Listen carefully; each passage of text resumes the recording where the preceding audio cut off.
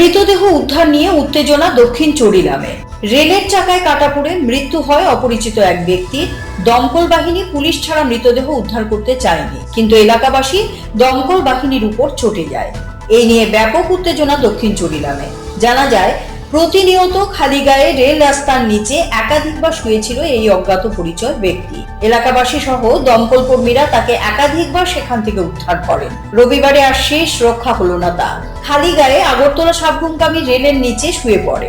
ধারণা করা হচ্ছে, হঠাৎ মাথা উপরের দিকে তুলতেই তার মাথা সহ সারা শরীর ছিন্ন ভিন্ন হয়ে যায়। মৃতদেহ উদ্ধার করে নিয়ে যাওয়া হয় বিশ্রামগঞ্জ প্রাথমিক স্বাস্থ্য কেন্দ্রে। কর্তব্যরত চিকিৎসক তাকে মৃত বলে ঘোষণা করেন। বর্তমানে মর্গে রয়েছে অজ্ঞাত পরিচয় ব্যক্তির মৃতদেহ।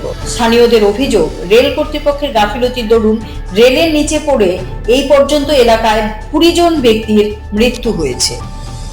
রেল ব্রিজের নিচে একজন কাটা পড়ে মারা গেছে এবং পরিমাণ থেকে আপ টু বালুয়াছড়ি পর্যন্ত এই পর্যন্ত আমরা চৈরামার এলাকা রেল ব্রিজের ভিতরে কাটা পড়ে মারা গেছে 15 থেকে 20 জন।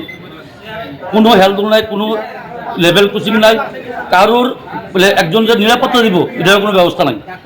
ফায়ার সার্ভিসে ফোন করছি, অলরেডি ফায়ার সার্ভিস যত সময় আইছে, কিন্তু ওরা কোথায় আছে দক্ষিণ চৈরাম যেহেতু আমরা আন্ডারে না, বিশ্রামগঞ্জ আমরা আন্ডারে, কিন্তু এই লোকটা যে মারা গেছে না কি গেছে এটা তো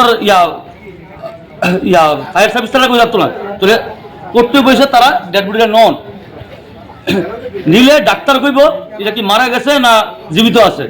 তারা কইতাছে বিশ্রামগঞ্জের তারাই হোক, বিশালগড়ের তারাই হোক, এটা কি যারা এসে বিশালগড় অলরেডি প্রথম আগে বসছে, তারা করতে করতে একদম 10 মিনিট 15 মিনিট দিতে তারাই বসছে। বডি এখন হয়েছে না, দেখেন বডি এখনো পরে দিয়েছে। আমরা বক্তব্য একটা লেভেল ক্রসিং দো বডিটা নিয়ে যান। আমরা এই এলাকারই পরিমলার থেকে দক্ষিণ জেলার মধ্যে যে ওভারব্রিজটা আছে ওভারব্রিজটা নিচে এটা তো বুঝাতাম না। আমরা ধর থেকে যেটা Siri TV, channel for news and entertainment.